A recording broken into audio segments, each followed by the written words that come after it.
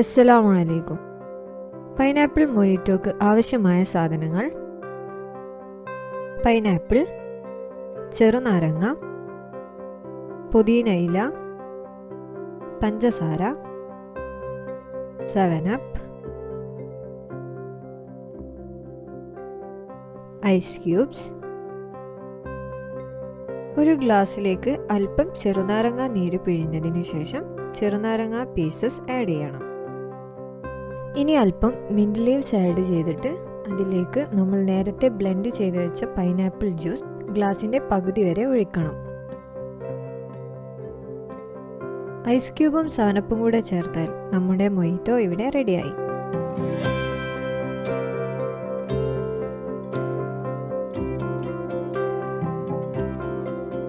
മറ്റൊരു വീഡിയോയുമായി കാണുന്നതുവരേക്കും മാഅസ്സലാമ.